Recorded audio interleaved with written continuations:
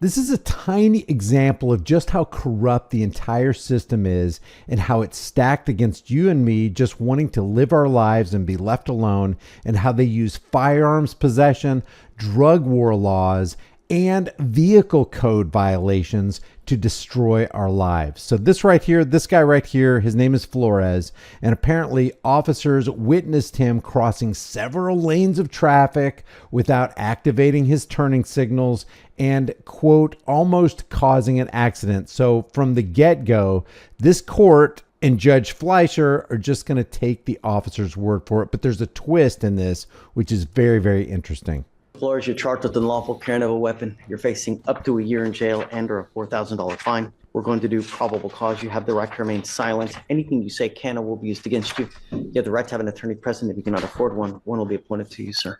Yes, Judge. Okay. Officers initiated a traffic stop after observing the defendant cross several lanes while failing to signal and almost causing a collision. Upon contact, the officers observed an odor of marijuana. The officers asked the defendant to step out of the vehicle and asked whether the defendant had marijuana inside. The defendant admitted he did have marijuana inside, as well as a firearm. During the search of the vehicle, the officers found a handgun in plain view on the driver's side floorboard, not in holster. The officers also located 13 grams of marijuana under the passenger seat. Got it. So they used traffic code violation to justify their intrusion into the life of another man. And then they saw the gun, and then they smelled marijuana. We have a Second Amendment. Right to keep and bear arms shall not be infringed. And you have a right to life, liberty, property, and the pursuit of happiness, according to the Declaration of Independence. So they're going to use traffic code to violate your rights and interrupt your day. And then, oh, by the way, I see a gun. Oh, by the way, I smell marijuana, so that they can ruin this guy's life. But wait, the twist hasn't come yet. Listen to this, because we're dealing with the issue of jurisdiction in this video. Can police pull somebody over and bust them for marijuana and firearms possession if they're outside of a particular jurisdiction? All right, Mr. Flores, I'm going to find that there's probable cause to go forward with your case. Do you have a valid Texas driver license? Probable cause that a crime has been committed? How is possession of a firearm and possession of and transportation of marijuana, who's the victim? How is that a crime? You have probable cause to ruin a man's life. Let me just say this. If this guy is not allowed to carry a firearm, for example, then why is he standing in this courtroom right here? Why is he free to walk among us? If somebody's free to walk among us and they're no longer in jail, then they have a Second Amendment right to keep and bear arms. But wait, there's more. Not. I have a SR22 in place. My license was suspended. Okay. You're not allowed to drive. Not allowed to drive. Like Judge Fleischer is the parent and Flores is the little kid. You're not allowed to drive, Johnny. Don't let me catch you driving. And that's what a license is. It's a permission slip from the government to do something you have a perfect right to do anyway. Like gun licensing. Oh, you got to have a license to carry that fire. Well, don't I already have a license under the Second Amendment? Isn't that the supreme law of the land? But wait, there's more. Understand. Yes, sir. If I find that you drive, I will have a contempt hearing. It's possible you face another 6 months in jail.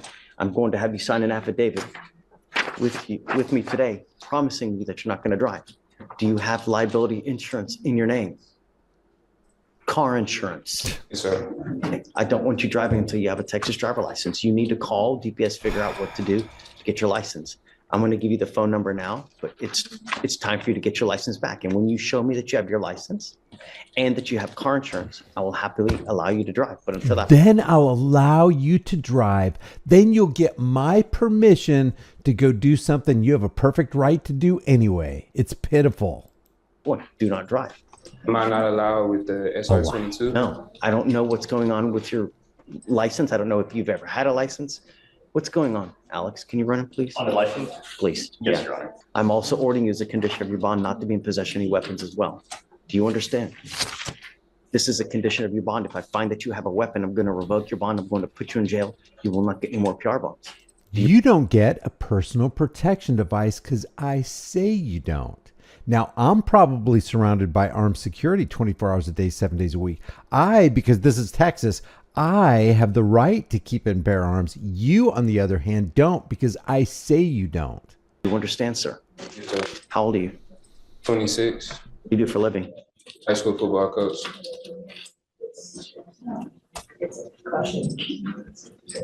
And I see it is not eligible, and it says it's a mandatory suspension due to driving with license invalid, as well as an SR suspension. Okay, so you even have an SR suspension. You can't drive at all.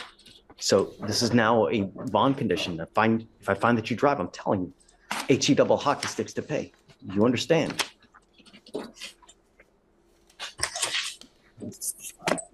So I'm not allowed to retrieve my weapon back. I'm ordering you now, while this case is open, not to have any weapons. Yes, sir. Okay? Here, Stephen, do you mind giving this to me, please? This is the number to the driver's license division to DPS. You need to call them in the morning to figure out what you need to do to get your license back. Don't call them at 9. Don't call them at 8. Don't call them at 1:02. You're never going to get through. You need to call right when the phone lines open, which is at 7 o'clock in the morning. You'll get through, give them your license number, and ask them what you need to do to get your license back. Okay. Once you do, I'll tell you, I'll take this off, you know? Yes, sir. Did you want to apply for an appointed lawyer? Yes, sir. Okay, I need you to fill out an application for me. I'll take a look at it. And then assuming you qualify, I'll give you a lawyer today. I'm going to have you sign this agreement with me today that you're not going to drive. And I want you to understand, Mr. Flores, I take this so serious. Don't drive. If you drove here, you can't drive home. No, I didn't drive here. My father did. All right, so I'll have you come up here, swear to us. I'm gonna have you go to Jamae, sign a reset, and then we'll have you fill out the application. Okay? Okay. All right. He fills out the application, and apparently he qualifies. And usually what you get is a public pretender. But this guy actually digs into the traffic code and finds that where he was pulled over is outside the jurisdiction of the cop who pulled him over. So he's trying to get him free based on that. This is very, very interesting. Bringing a shared code book at the moment. We may have to have you look at a couple interesting things. Okay. And this is on the Trevor Flores case, Judge, and I think you visited with that gentleman earlier. He's present here in the courtroom at the moment. Okay. But I got the case this morning. I've had a chance to do a kind of little bit of digging Cursory. into. Yes. And although we are still waiting for the bulk of discovery in the case, he's charged with unlawful carrying of a weapon following a traffic stop. And I've got a map that is kind of intriguing. I think you'll find just with the way it's drawn. But he stopped by an officer with the City of Bel Air Police Department, and may I approach to just show you this delineation. But this is, but he's pulled over going. I know the area well. Northbound. He's pulled over going northbound on 610 as what is described as makes an unsafe lane change. So he's northbound on 610, wants to get on 59 to go southbound, is erroneously in the wrong lane going northbound. The officer says that she has observed him makes that unsafe lane change, and that lane change is outside of the City of Bel Air Police Department jurisdiction. Now, we have a particular statute that governs whether officers can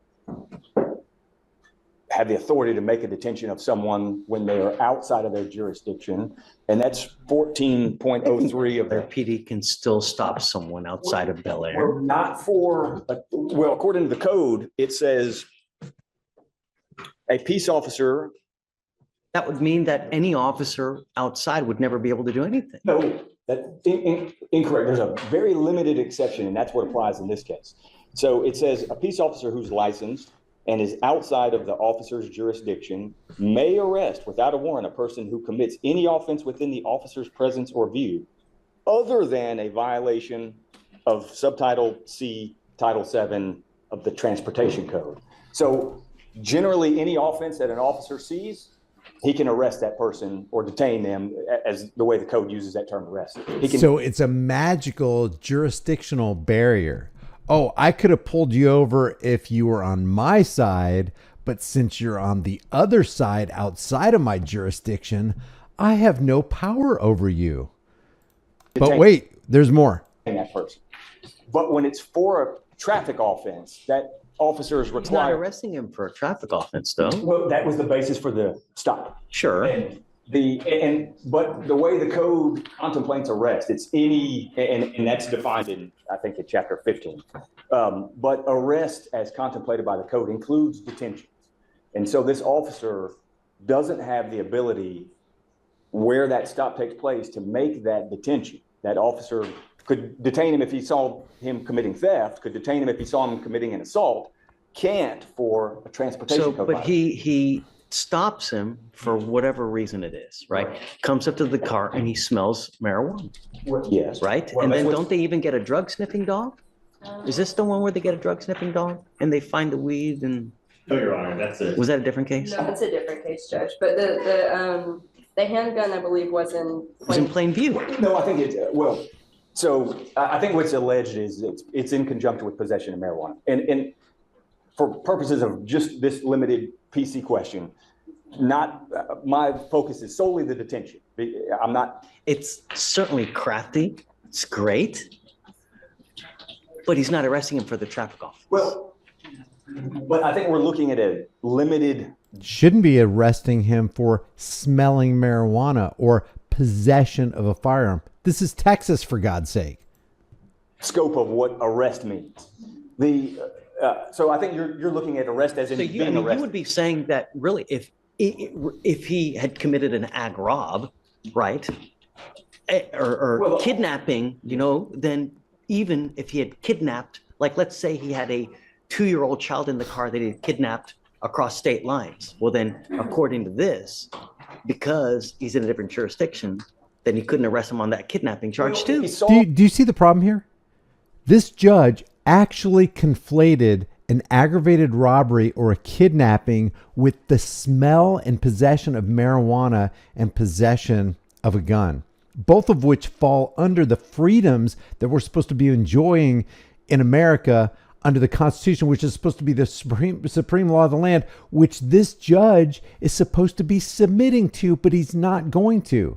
So he conflates possession of marijuana and possession of a firearm with an aggravated robbery or a kidnapping, and he's going to view that on the same plane.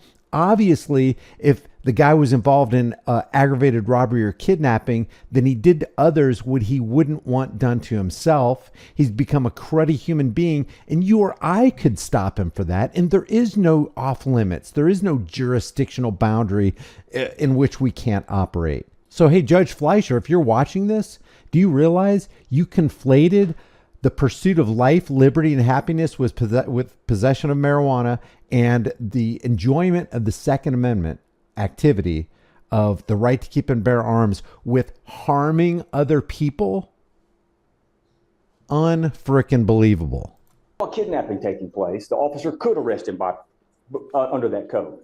But what he can't do is when there's a traffic code violation, we don't allow for example, the El Paso Police Department to come to Houston and then sit on the street corner and arrest people for traffic violations. We don't allow them to make those stops. That's a good point. And that's what's at issue here is a peace officer who's outside of his jurisdiction able to enforce the traffic I code. know where you're going and I've seen it before, but I'm not. And we're looking at G1.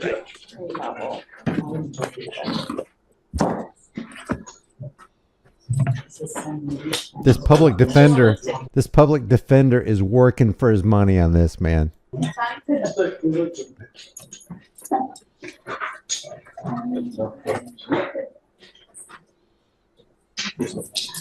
Where exactly did it occur anyways?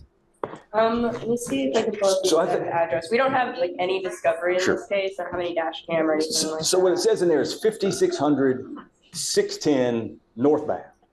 And what's so curious about this is Is that still in Bel Air? Is it no, outside of that Bel would be Air? outside of Bel Air too. And going northbound, southbound lanes are covered in the city of Bel Air. The northbound lanes, for some reason, are not. I don't know. We'd have to look closer. I don't know. Yeah, I'm mean, happy to it's look something further that into this. You have to look. I mean, can't make I any- can't make that determination now. Fair enough. Number two, Yes. he's not arresting him on no traffic. Of course he could make that determination. You know why? Because this guy just gave him the GIS map of the fact that the jurisdiction is outside of the bounds of where the officer stopped. And he just read the traffic code. Why can't you make that determination? You have all the evidence you need to make that determination that that stop was illegitimate, even under your own traffic code. I can't make that determination now. Fair enough. Number two, Yes. he's not arresting him on a traffic offense. Well, and I think what the code contemplates when it says arrest, and I think there's case law on this, is that it includes the concept of detention as that's been, because I think when that code was written. And so what I'm saying would apply as well, though. Like if he catches a 2-year-old kid, right, that's been kidnapped, by your theory, he wouldn't be able to arrest him on a kidnapping charge too. Well, Because that's a crime. That is a crime. Kidnapping a little kid that doesn't belong to you is a crime. Aggravated robbery is a crime. You're actually leaving real victims. Having marijuana, smelling marijuana, having possession of a firearm is not a crime. You haven't created a victim. You didn't even victimize anybody when you didn't turn on your blinkers, if that's even the truth. We're just going by the officer's word. You didn't commit a crime by an illegal lane change. There's no crime that Flores committed. And that's all that he should be, this Judge Fleischer, all he should be focused on is, was there a crime? Who was the victim? Oh, there's no crime under the traffic code. There's no crime under the possession of firearms. There's no crime under possession of marijuana. There's no crime. it's not my theory, it's the code. If he has a dead body in the car, he wouldn't be able to do it. Look at this. That's a legislature question. And I mean, but they wrote that. I can't imagine that the legislature intended that. I think that they intended for, yes, for traffic, let's say for speeding, right? Or your tail light is out. Yeah, not to arrest in that respect. But he goes up to the car, smells marijuana, sees a gun in plain view. I can't imagine the legislature intended in that purpose. And my position, of course, is that, this may be for a motion to suppress later down the line, and I think there's still But plenty more to do in the it's a case. freaking awesome argument. Well, but the idea I love you. is Mr. You're wonderful. no right to Right? detain him. Right? Really? I appreciate the judge, and we'll get. I'm not ready yet, but build it. If you build it, they will come. So this judge does not understand the difference between right and wrong, morality and immorality. He's conflating illegality and legality with immorality and morality. Having a gun, having possession of marijuana, violating a traffic law, no victims on any of that. Oh, he almost caused an accident. Well, we got to take the word of a lying cop who's in a department that trained him or her to lie over the facts of the case. Number one, out of jurisdiction. Number two, having marijuana isn't a crime because you haven't created a victim. Having a firearm isn't a crime because you haven't created a victim. And we got a Second Amendment for that. We got a Declaration of Independence, life, liberty, and the pursuit of happiness. Hey, this is how I pursue happiness. Lay off. This is an example of the corporate system screwing the little guy under traffic law. Leave your thoughts about this for the world and the global thought police in the comment section below. If you haven't done so already, subscribe to the channel, hit the bell notification icon, give it a thumbs up, share it with everybody you know. Don't forget to subscribe to my email list or my website, highimpactflix.com, and I will see you in the next video.